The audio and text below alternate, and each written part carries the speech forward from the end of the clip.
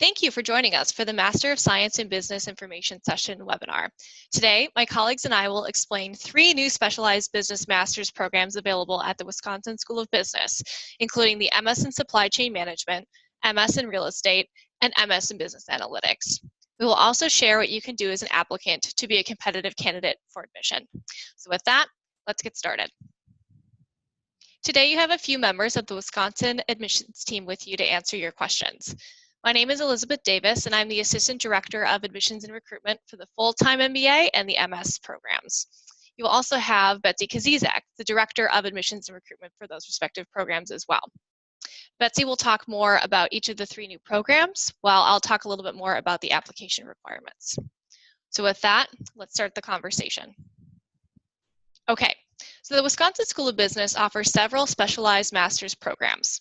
Whether you're a current business student or you want to complement your non-business background with targeted expertise, you can learn valuable skills to expand your career opportunities and your salary potential.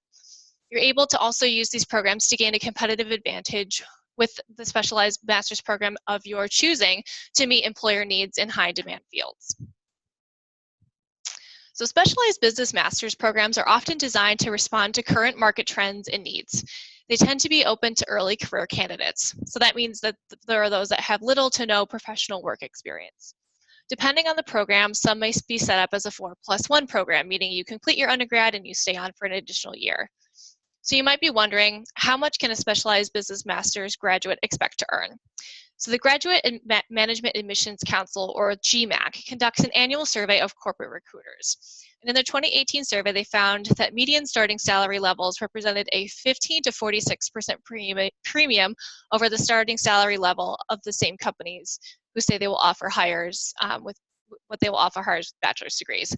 Now, I do want to say that this is obviously a wide range, and it should be noted that this premium does vary based off of candidate to candidate and based off of the program of their choosing. So things that you might want to take into consideration are, do you have professional work experience before going into a master's degree?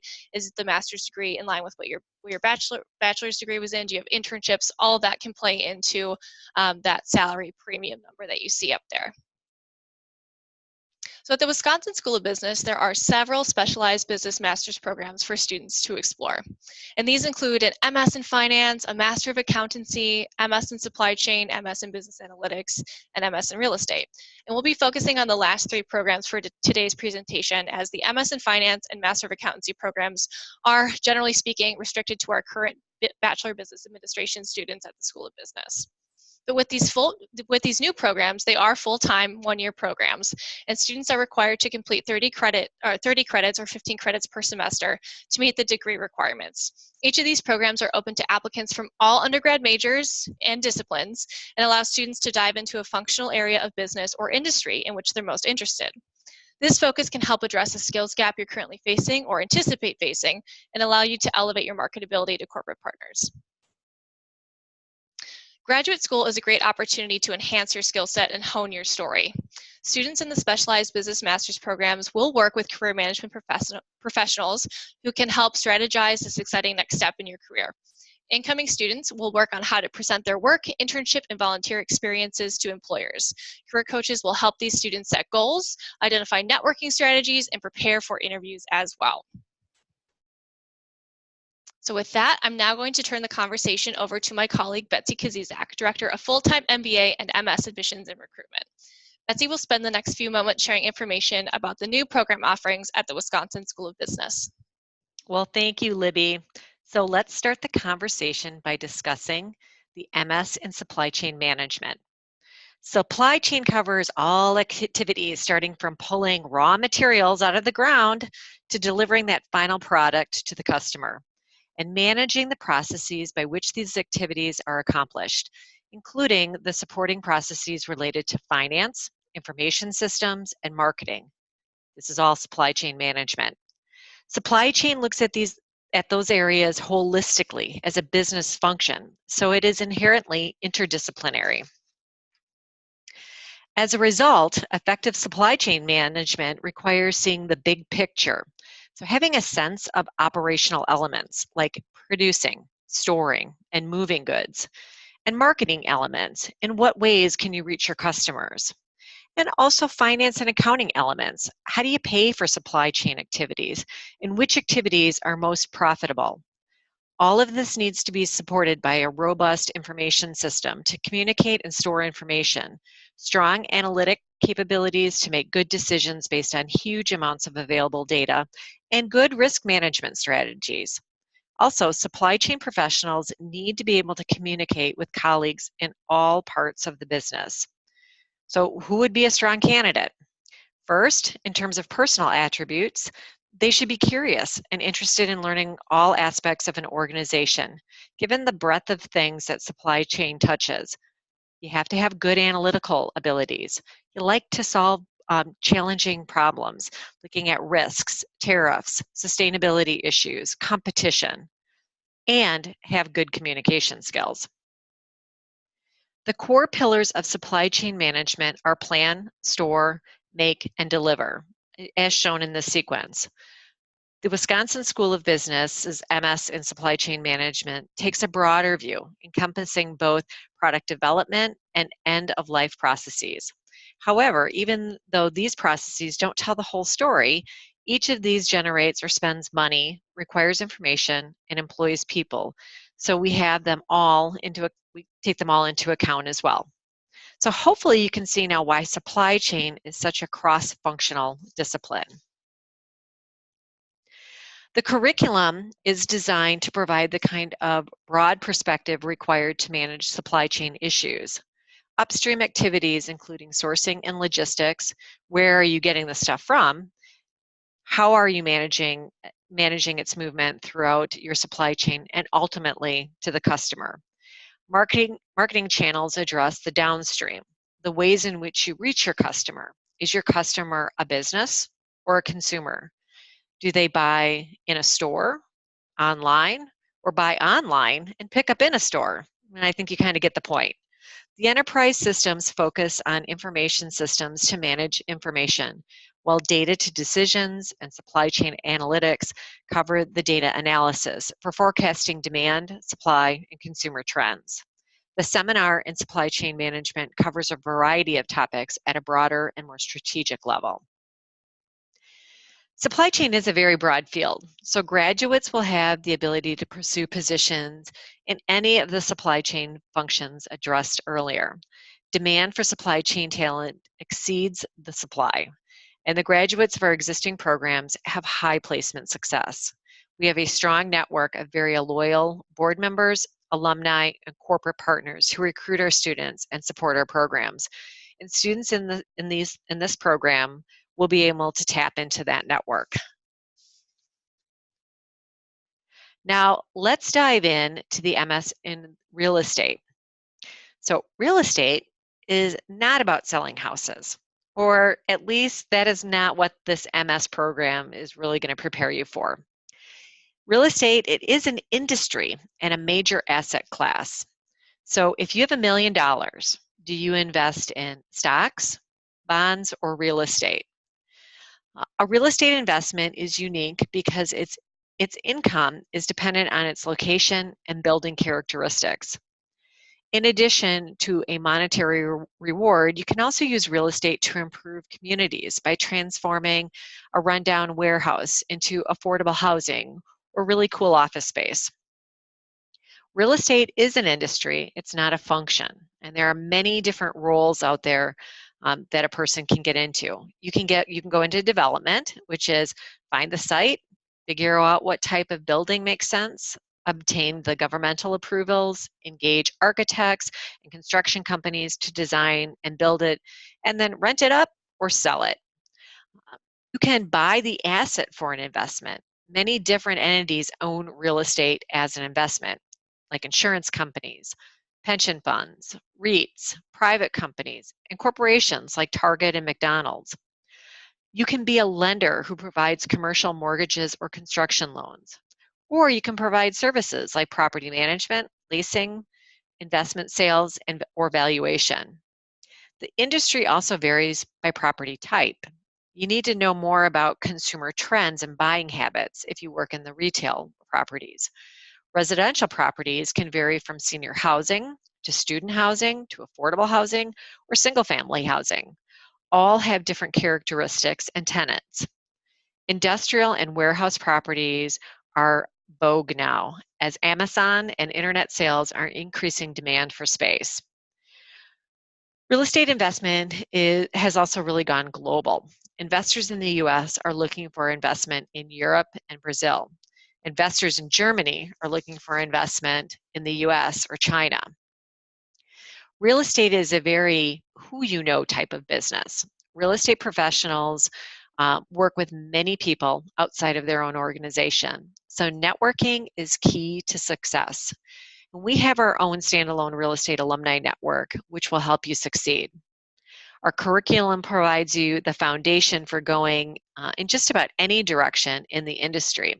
You will take the core classes in finance, valuation, law, urban economics, along with learning the tools to analyze properties. So you'll use Excel and Argus. You will learn as much outside of the classroom as inside through study trips to new markets, attending professional conferences, and engaging real estate alumni through our mentorship program and as a real estate club and through the real estate club speakers. Now, the required classes provide you with the foundation to go in any direction in your industry. So you'll see the list of electives on your screen. And through the electives and applied learning activities, you can enhance your enterprise in development, investment, analysis, lending, or really in any other direction. Graduates of the real estate program have many avenues for employment after completing their degree, and they range from analytical to investment sales and even commercial leasing. Graduates could choose to analyze multi-million-dollar property acquisitions through private equity and public equity investment roles. You can also work with the development team to redevelop historic buildings into new uses or revitalize different areas in the city. Real estate is a capital-intensive industry, so you could also choose to pursue a role as a bank analyst or a loan officer to underwrite and originate commercial real estate loans. You can also determine the value of a building through analysis of its projected income, its competitive position within the market, and the viability of its location within the city. Now, lastly, we're going to talk about the Master's in Business Analytics. Now, there is so much data being produced that companies can be at a loss at really how to sort through it, understand it, and eventually put it to use to make tactical and strategic decisions. Businesses are looking for people with the ability to acquire, analyze, visualize data. And the Business Analytics program is structured to help you build the analytical tools necessary for you to provide insight and make actionable recommendations in a business setting. So you might be wondering, what is business analytics? This program is designed to help early career professionals from a number of fields develop and use the skills for increasing the importance in the business world. You will learn about different software and different programming languages, understand how to analyze, interpret, and even apply data, as well as how to effectively communicate the findings and the results with your future coworkers. You will start your graduate program experience with statistics and a programming introduction to bring everyone up to speed at the same level. So you don't need to have this knowledge before you enter the program. This strong foundation will also allow you to have a deep dive into your analytical topics, such as experimentation and machine learning.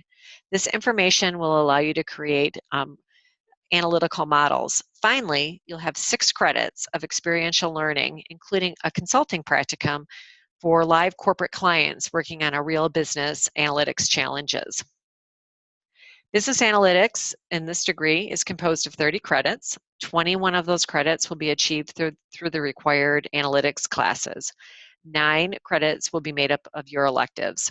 Given that the fact that business analytics can be used in almost any field, students are able to take any graduate level course offered by the Wisconsin School of Business, provided they meet the course prerequisites. Now, business analytics offers exceptional career opportunities. Companies increasingly are relying on business and data analytics to convert data into actionable insights to remain competitive. Recruiters seek professionals who can sort, understand, visualize, and apply data.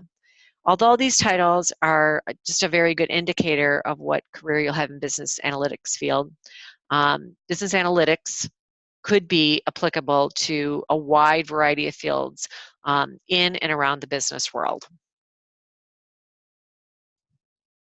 Thank you, Betsy, for your help and your insight into these new programs at the School of Business. So now I'm going to take over the rest of the webinar and use our time to discuss the application requirements and the application process. So again, let's get started. So overall, the MS Admissions Committee reviews applications holistically. And what this means is that we take all aspects of your application into consideration before making a final decision. So on your screen, you'll see a few attributes of candidates who will be competitive for admission into these 3 new programs. And we'll go more in depth in the upcoming slides as well. So first, one of the first things the admissions team really wants to understand is what your academic aptitude is as a candidate.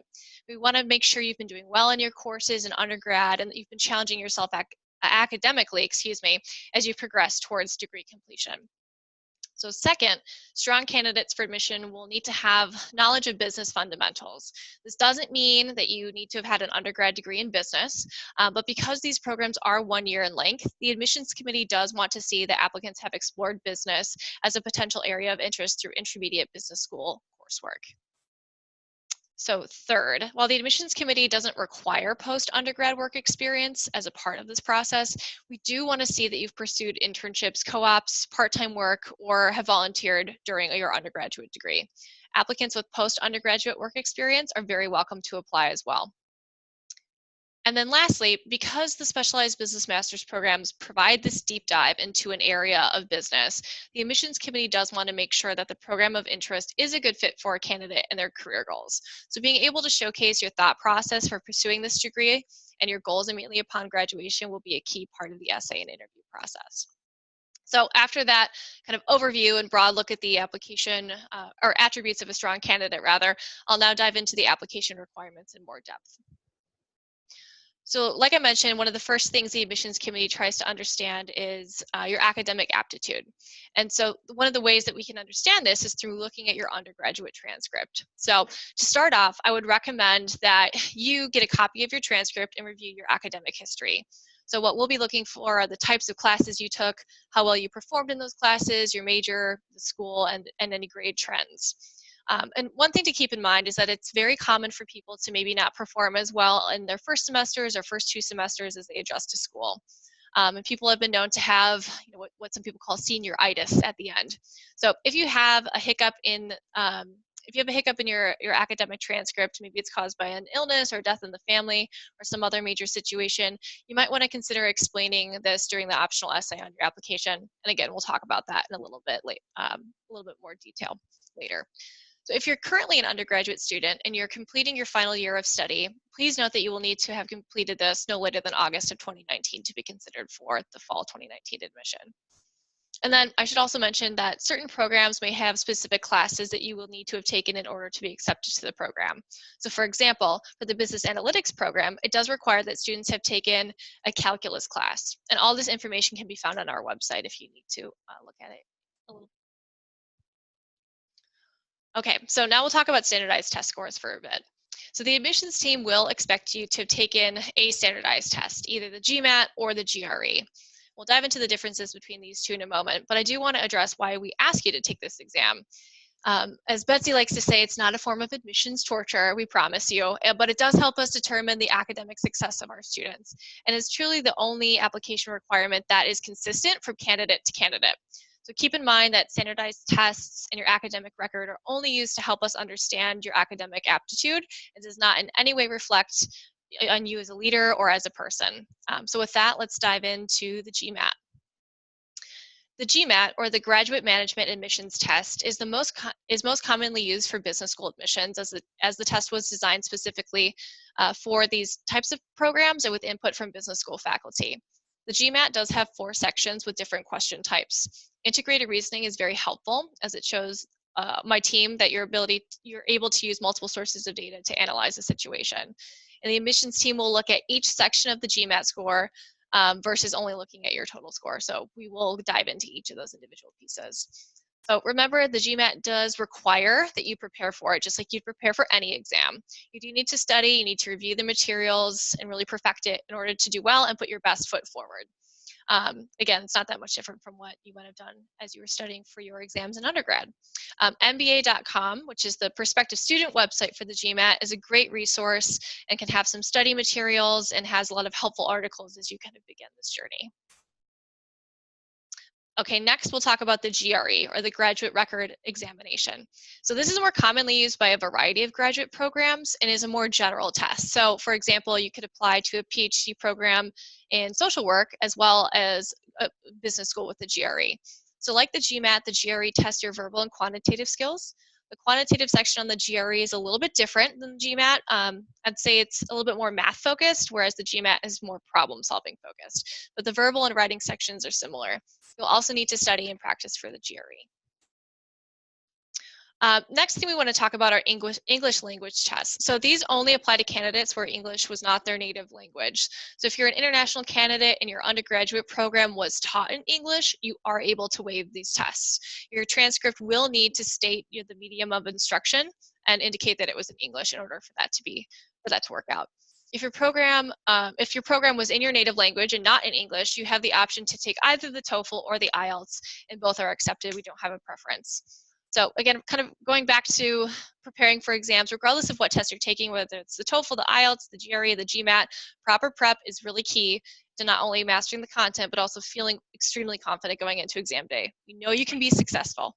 Hey, Libby, I'm just going to interrupt because one of the questions we got was, do you have a preference for GMAT over GRE? And the answer is no. We don't have a preference. GMAT or GRE is accepted, just like the TOEFL or the IELTS accepted for English language tests. So you take the one that best kind of fits, what other programs that you might be applying to, or kind of best fits with your study habits and looking at the material. Absolutely. Yep, we will accept both. We don't mind which one you take. Okay, so that will kind of round out the test section of the application. So now let's dive into business fundamentals. So if you don't come from a business undergrad background, this is completely fine. We would like our students to have some sort of fundamental knowledge of business as they come into the program, and you can truly obtain that through a variety of ways. So if your undergrad institution offers a minor in business or some sort of certificate, that would meet this requirement. You could also take 2 different business courses, like either a finance or accounting course to gain some quantitative skills, and a marketing or management course to gain those qualitative skills. Candidates who are completing their undergrad degree and are working full-time, if you're working in a business environment and you've been exposed to different areas of business, this may also meet the requirement as well. And when none of this applies to you, and if you're saying, hey, I haven't taken any of these classes, I'm not really sure what to do, you can always register as a special student at UW-Madison to take the General Business 310 or 311 course. These are offered during semesters including over the summer. So we will also ask you to submit a resume as a part of the application process. So as you're revising your resume, a common misstep that some people do is to look at it as a document that's helping you complete an objective. So in this case, it's to gain admission to this program. So overall, there are 2 main purposes for resumes. One is for you, and one is for the admissions team. It's important to think of both of these perspectives in order to build your resume that not only gives you an initial introduction to the team, but is also clean, it's straightforward, and it's easy for us to understand your career story. And I could really talk about resumes for hours, and I know Betsy could too. We've seen quite a few of them. However, I'll provide a few best practices for you here. And these are all things you probably already know, but it's good to just mention that, always check for grammar and spelling errors. It does show attention to detail, and it helps us get a sense of how much time you've put into this part of the application. You also want to review for accuracy of your dates and position titles. And so what this means is that sometimes we'll see gaps in resume, and we want to make sure that we understand what those gaps are. So being able to make sure that those dates line up and that we can understand your trajectory is really important. You do want to ensure punctuation is consistent throughout the document. So if you choose to end your bullet points with periods, make sure you do that throughout the entire document. You'll also want to spell out abbreviations and acronyms. I know the admissions team, we do read a lot of resumes, and I like to think we're pretty adept at picking up at things fairly quickly, but there may be certain things that are specific to your industry or your role that we don't have as much familiarity with. So as a best practice, always just assume that the person reading your resume doesn't have as much familiarity as you, and to make sure that you can match that gap. You also want to include statements that are results oriented. So it's not enough to really say that I did this cool thing. It's I did this cool thing and here was the result of that. So always think about that as you're rounding out your bullet points. Also want to start with power words and action verbs. And one of our favorite things to tell people is if we were to look at your resume and only read the first word in each of the bullet points, it should give us a pretty good idea of what you've done in your roles. You also want to highlight your transferable skills. So for this, think about, if you're applying to the MS in Supply Chain Management program, think about the types of skills necessary to be a strong supply chain management professional and try to find examples of that in your current work. And as we've been talking about, really just make sure you are able to tell your career story clearly and, as always, proofread. And at the end of the day, your resume should capture what you're doing and all the great things you've accomplished. So customize it for the grad program for which you're applying. You will also be required to submit a recommendation as a part of the application process as well. And recommenders are helpful for our committee as they give us a broad view of your current leadership style and your professionalism. They allow us to understand how you problem solve, how you act as a team member, how you provide an objective assessment and it really just provides an objective assessment of your strengths and your areas for improvement. A recommender should be the person who reinforces all the awesome things you've already shared with us about yourself through your essays and your resume. Think of these people as the icing on the cake as they help make the final touches on your application. Some of the best recommendations I've read come from a candidate's current or former supervisor. These people tend to know your recent work performance and are already evaluating you on your leadership, your teamwork, your drive for results, and other skills. So here are some tips on people you should not ask to be a recommender. Family, friends, or family friends. They automatically think you're a stellar candidate for business school, and they can be a little biased. I know my mom definitely would be. Also, something to note, professors from undergrad. So professors can be okay if you did research with them or if you worked for them for an extended period of time. They would be in a supervisory role, like we talked about before, and they'd be able to speak to your work ethic. If a professor was your academic advisor or taught you in a class, they typically don't know you well enough to be an MS applicant recommender. Other people to avoid would be those in leadership positions who do not know you. So having a recommendation from the president of your company will not impress the admissions committee unless they know you well enough and work with you on a daily basis. Titles really are not important. Select those who know you best. And at the end of the day, it all comes back to one question: who can speak on your behalf to enhance and affirm your narrative? Who can share your leadership experiences, your adaptability, your communication style, and problem-solving skills? Who can honestly talk about your strengths and areas and needs of improvement through the lens of a business professional? So next, we'll just touch a little bit on the essays associated with the application process. As you can see, they are on your screen, and they're a little bit different for each of the programs. Some have just one question, some have two parts to it. So you want to make sure you read the directions and understand exactly what you're being asked to do with these pieces.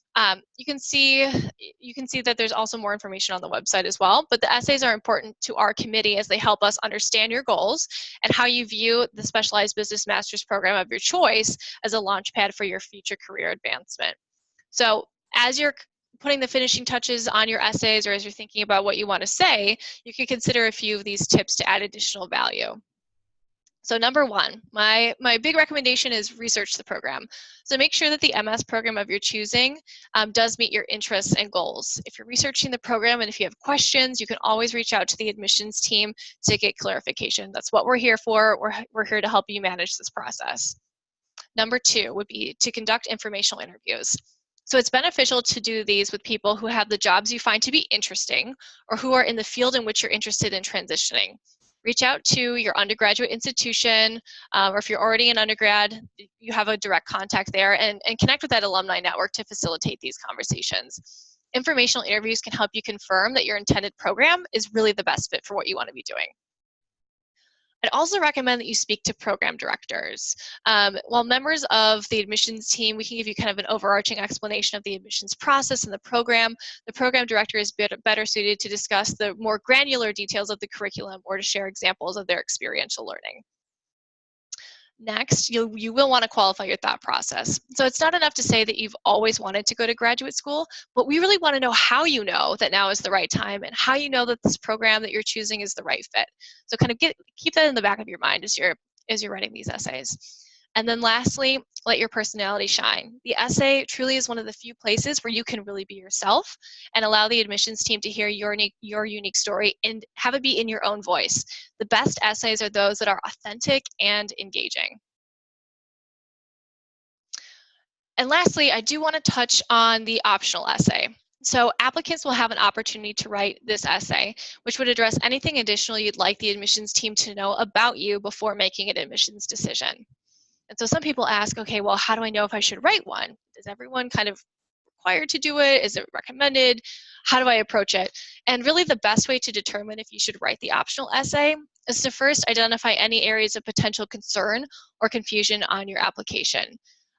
So what that would mean is, like, let's say you're looking at your resume and you notice a 3-month gap in employment. That might be something you just want to touch on in the optional essay to let us know what was going on. If you do decide to address a perceived shortcoming, please keep those essays results oriented. So it shouldn't be long. It should really just discuss what happened, what you did to affect change, and then to describe the end results. But also know the optional essay can be used to talk about all the great things about you and all the cool things you've done. So maybe you received an award from your undergraduate university and it's only a small mention on your resume. Use the optional essay to talk about it. How many people receive it?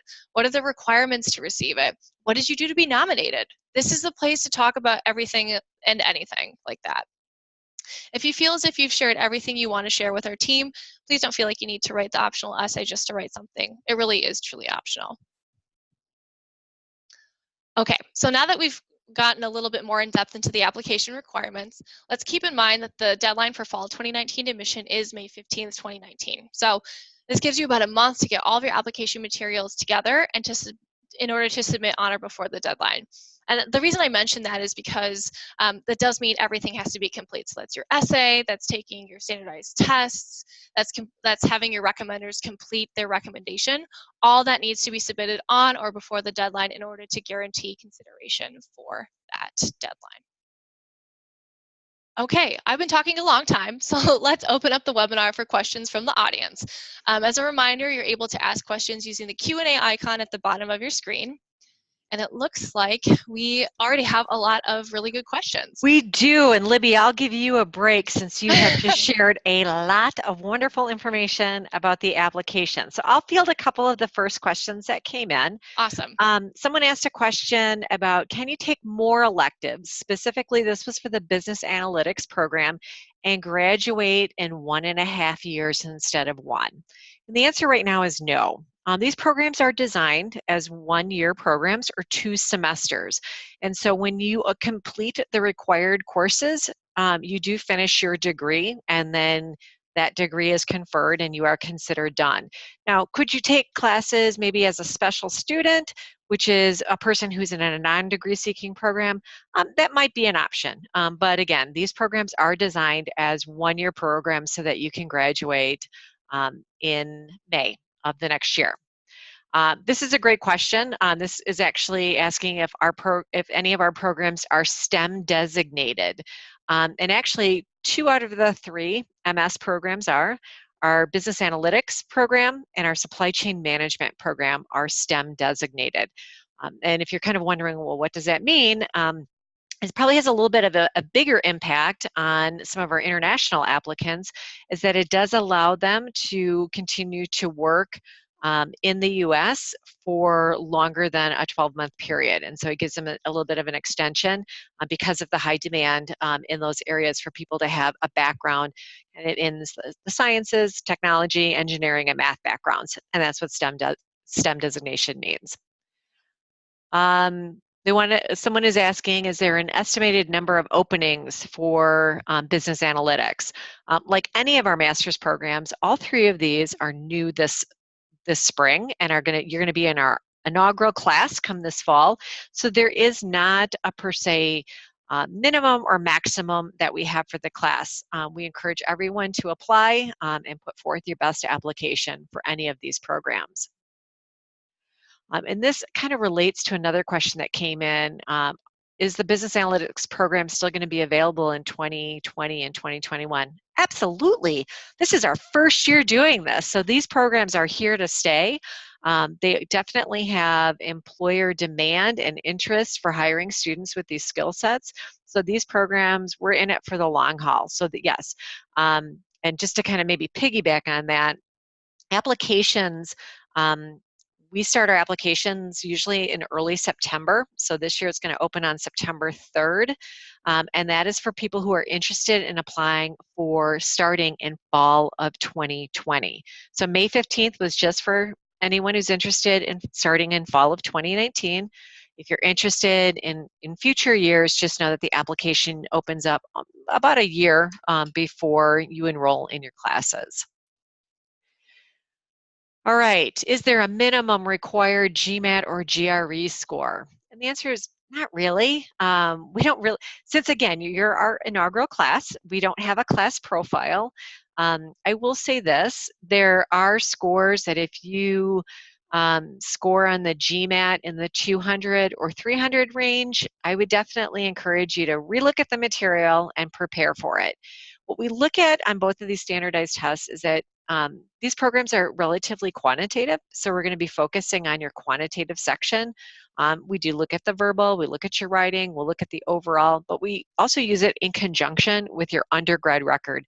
Again, we want to make sure that you're academically successful in the program. So I won't say that there is a minimum requirement, but I will say that you have to look at kind of, if it is on the lower end, maybe it is in your best interest to retake it and relook at the material.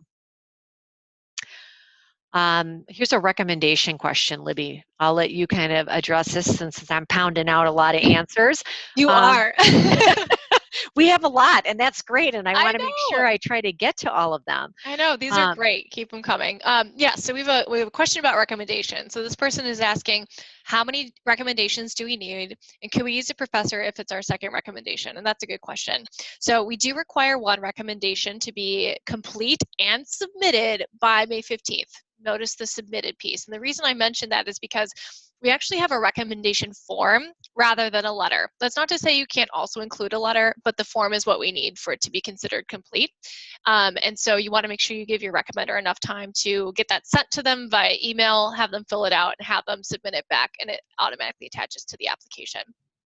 So we do just need that one, but you're welcome to provide two recommenders if you feel like there's an additional person who can add a unique perspective about you and your candidacy. The only thing I'll caution with professors, again, is that you really want to make sure that they've seen you in some sort of a professional capacity. So if that professor taught you in class, they're probably going to tell us about how smart you are, and that's great. But we can also get that information from your transcript. What we're really trying to understand are your professional skills and how you problem solve and how you interact with others. So I would say, you use your best judgment with that. If you have if you've had some type of a work environment with a professor where they've seen you in that type of capacity, then I would say go for it. But, we have seen quite a few professors who were just kind of more in that academic role where they're teaching the student. And the questions we're asking on the form, I see a lot of NA, I'm not able to comment because I didn't see the student in this capacity. So I'll give you that caveat as well. Great. I think we kind of covered this, but just to reiterate, enrollment, if you're looking to start in fall of 2020, our application will open up in September of 2019. And we haven't set our exact deadline dates, but we'll probably offer a couple different options so you can get your materials in, learn your decision before you have to make a decision yourself on whether to accept and pay the enrollment deposit. But it will probably go up through sometime in the spring of that next year. And this is again for fall of 2020. Several questions are any of these programs offered online? And the answer is they are not. They are all in person, on campus, full-time programs. We may in the future looked at offering and doing some different offerings, but as of today and moving forward, they are on campus full-time programs. Let's take another look. So I know that someone had a question on the business analytics. Are there some top skills we're looking for, like technical skills proven from courses, leadership? You know, we talked a little bit about business acumen.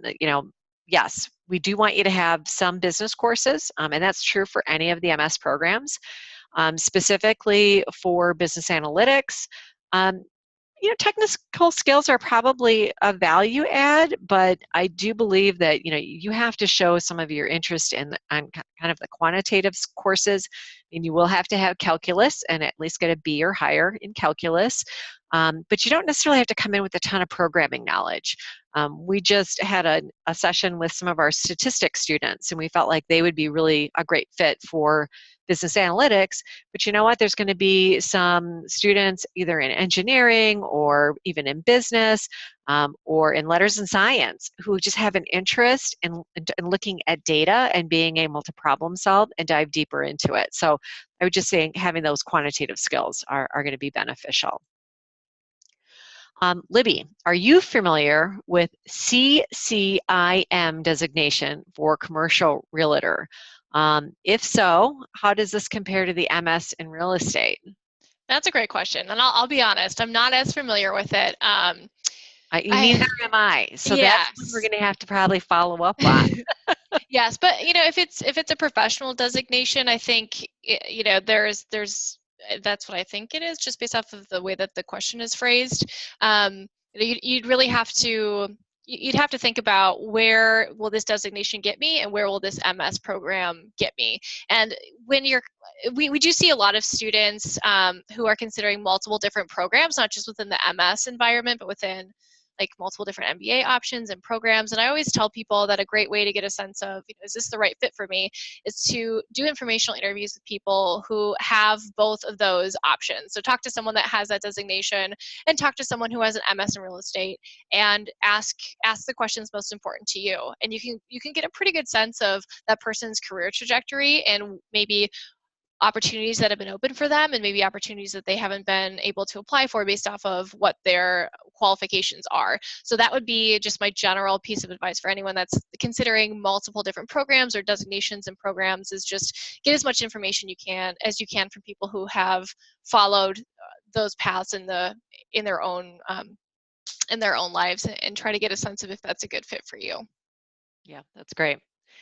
So here's a question. If they happen to take any of the program electives as an undergrad, would it count towards their master's, or would they need to retake it? So I think it depends on what the class is and what school you went to, and all of those pieces. I know sometimes for some of our undergraduate students in the business school, there might be a little bit of overlap between the courses that they took towards their like senior year in the BBA program, and the courses they might take in the MS program. And so that would be a conversation with the program director. But generally speaking, I mean, there are going to be certain classes that everyone is required to take, and with those you might have a little bit less flexibility to kind of quote unquote like test out of them.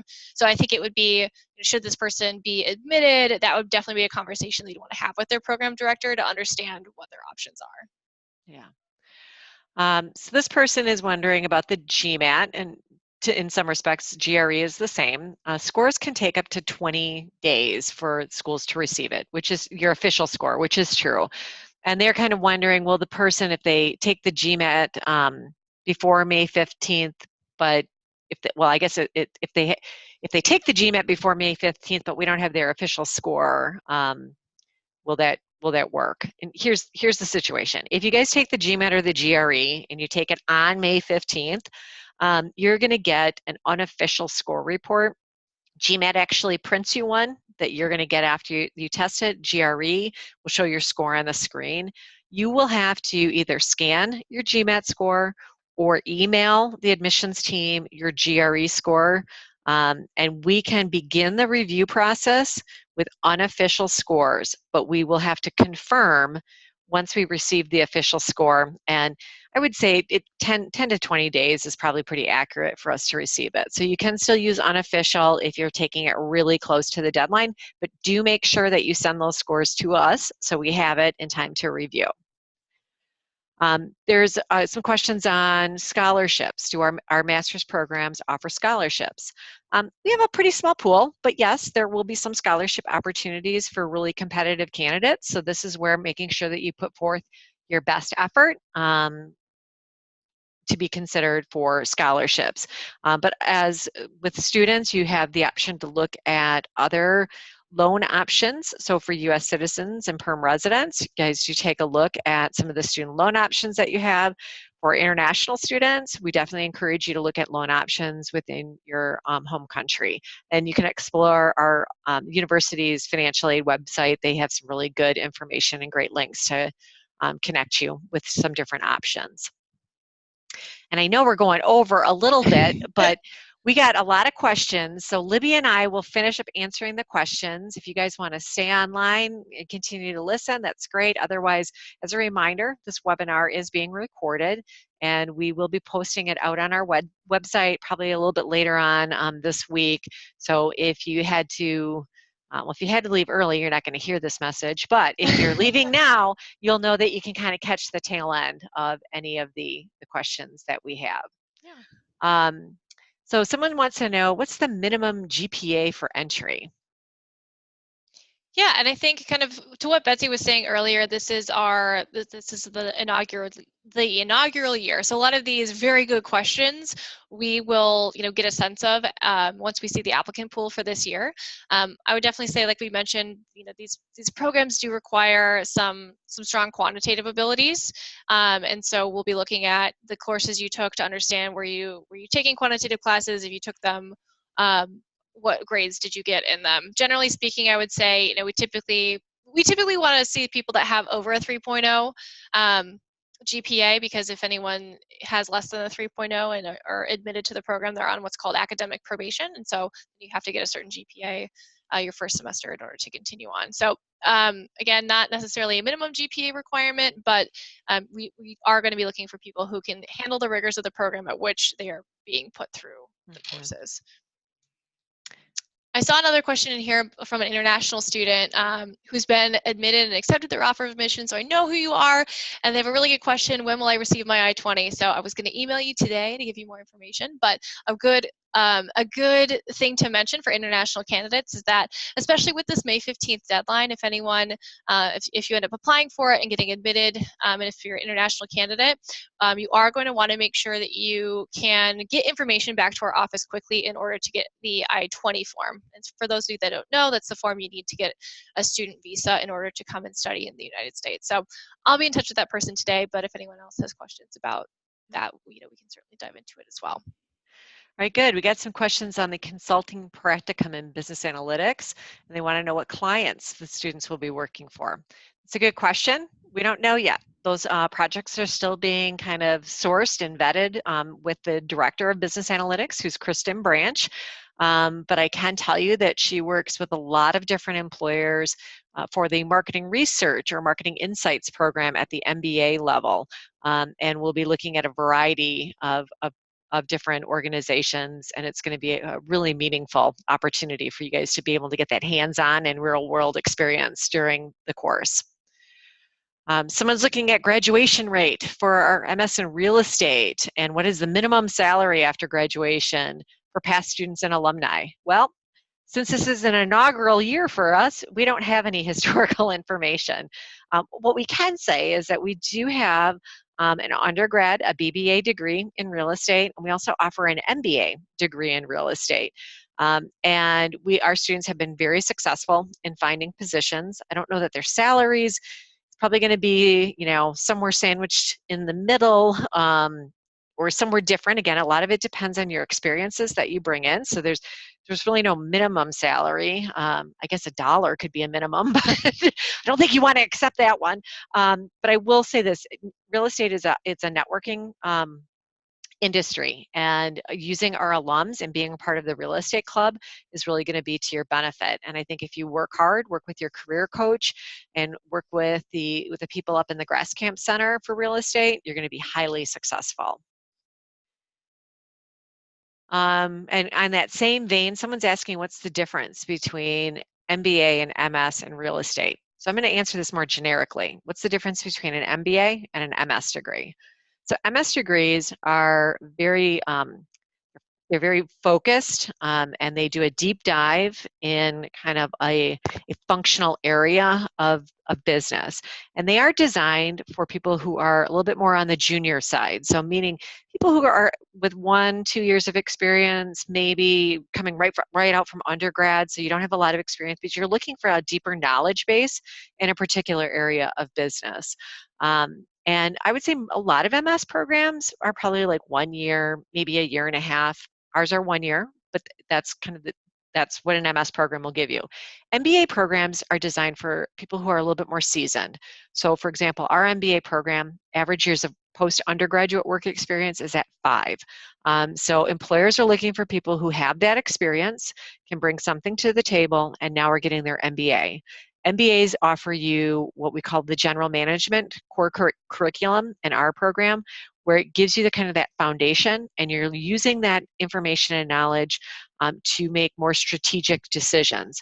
So in some cases, sometimes the MBAs will be supervising some of the MS students in the workplace, because the MS students are, again, getting that deep dive, getting that knowledge so they can kind of gain entry into a company, start to work their way up. MBAs are coming at more of a managerial level and looking at it from a little bit more strategic point of view.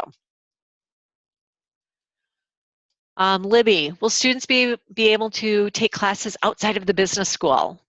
That's a good question. And my caveat is always, you want to make sure that whatever classes you are taking count toward degree completion. So in all of these programs, the majority of the courses that you're taking are required courses, and then you have electives on top of that. So you want to make sure that you're having a conversation with your program director to say, you know, this is the course I'm wanting to take. Typically with these programs, they have like a list of acceptable electives where you can choose to take them, and there's no kind of additional hurdle of getting what's called like a course substitution form done.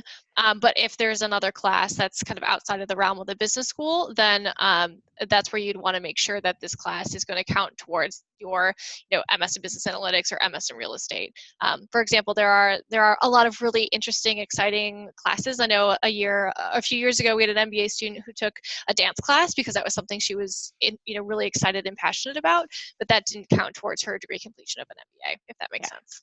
Yeah, sometimes time is an Yeah. issue. You simply don't have a lot of time to take a lot of electives, like dance or other things of interest. And so you just have to be mindful of that these are fairly intense programs, which kind of leads me into one of the last, we have 2 more questions left.